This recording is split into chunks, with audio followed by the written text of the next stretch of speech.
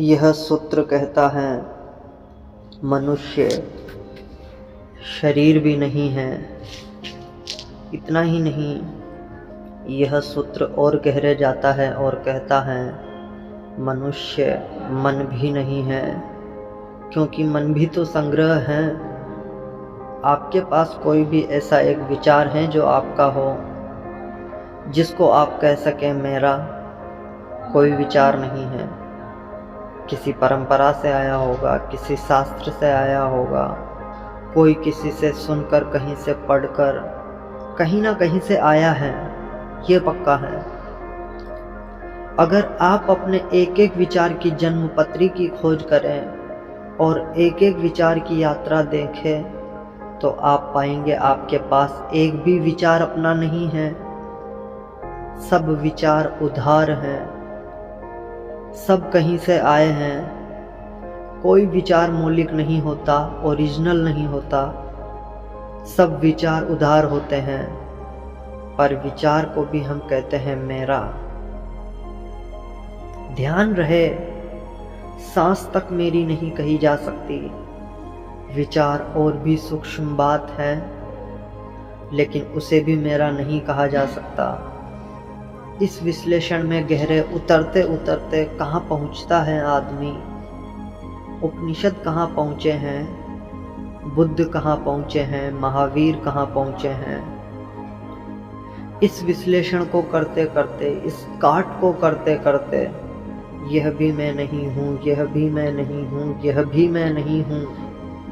आखिर में जब काटने को कुछ भी नहीं बचता, जब कुछ भी नहीं बचता जिसको मैं सोच भी सकूं कि मेरा है या नहीं, तब भी जो बचा रहता है, जब सब काट डाला जाता है और काटने का कोई उपाय नहीं रह जाता, जब सब तोड़ दिए जाते हैं संबंध और कोई संबंध बचता नहीं जिसे तोड़ा जाए, तब भी जो बचा रहता है उसी को उपनिषद साक्षी कहते हैं।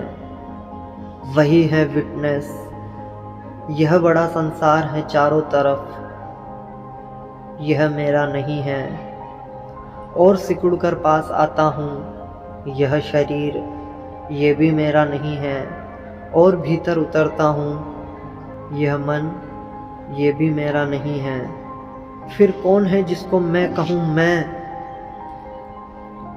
या कि मेरे भीतर कोई भी नहीं है जिसको मैं कहूँ मैं हूँ या नहीं हूँ? यह सब मेरे को तोड़ते तोड़ते शुद्धतम क्या बचता है भीतर? एक चीज बची रहती है जो नहीं कटती, जिसको काटने का कोई उपाय भी नहीं है।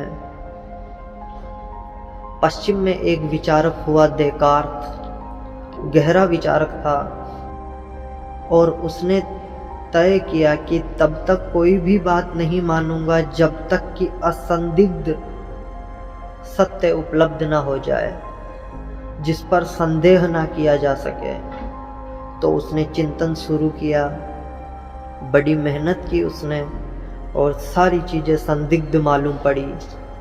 कोई कहे ईश्वर हैं, संदेह किया जा सकता है, हो या ना हो, लेकिन संदेह तो किया जा सकता है।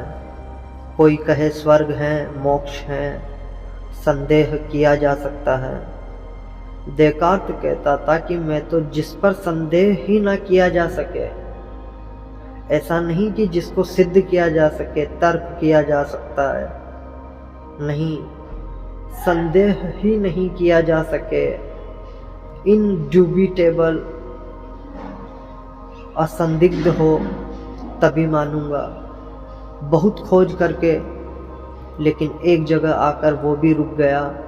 उसने सब इनकार कर दिया, ईश्वर, स्वर्ग, नर्क सब फेंक दिए, लेकिन एक जगह आकर अटक गया, मैं हूँ या नहीं।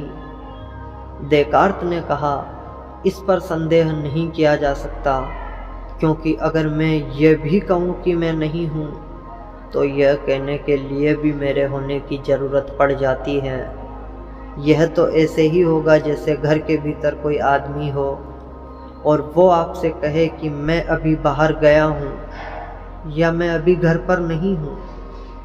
आप थोड़ी देर बाद आए तब मैं आपको मिलूँगा, तब तक मैं घर लौट आऊँगा, तो उसका यह कहना ही उसके होने का प्रमाण हो जाएगा। इसलिए मेरे होने की तो स्थिति असंदिग्ध है, इंड्यूबिटेबल है। इतना तो साफ है कि मैं हूँ, लेकिन क्या हूँ यह इतना साफ नहीं है।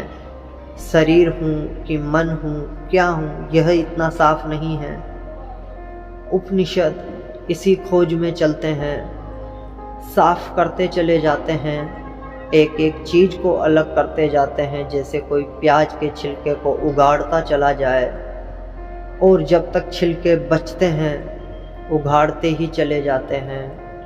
अगर प्याज के छिलके उगाड़ते चले जाए तो पीछे आपके हाथ कुछ भी नहीं लगेगा। प्याज छिलका ही छिलका है, वस्त्र ही वस्त्र हैं। निकालते चले जाए तो भीतर कुछ भी न मिलेगा। जैसे किसी ने कपड़ों की एक गुड़िया बनाई हो और हम एक एक कपड़ा निकालते चले जाएं। एक कपड़े को निकाले दूसरा कपड़ा बचे, उसे निकाले तीसरा निकल जाए, निकालते चले जाएं, लेकिन कपड़े की ही गुड़िया हो तो आखिर में सब कपड़े निकल जाएंगे, गुड़िया पीछे बचेगी नहीं, आखिर में शून्य हाथ लगेगा।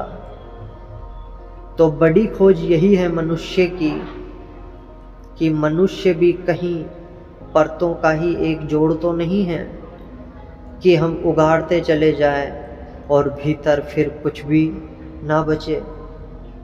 कह दें कि शरीर भी मैं नहीं हूँ और मन भी मैं नहीं हूँ, और यह भी नहीं और यह भी नहीं, फिर कहीं ऐसा ना हो कि प्याज की कहानी हो जाए, आखिर में कुछ भी ना बचे जिसको हम कह सकें कि मैं हूँ। लेकिन उपनिषद कहते हैं अगर यह भी हो तो भी सत्य को जान लेना जरूरी है। अगर यह भी सत्य हो कि भीतर कुछ भी नहीं है तो भी जान लेना जरूरी है, क्योंकि सत्य को जान लेने के परिणाम महत्वपूर्ण हैं। लेकिन खोज करने पर अंततः पता चलता है कि नहीं, वस्त्रों का जोड़ ही नहीं है आदमी,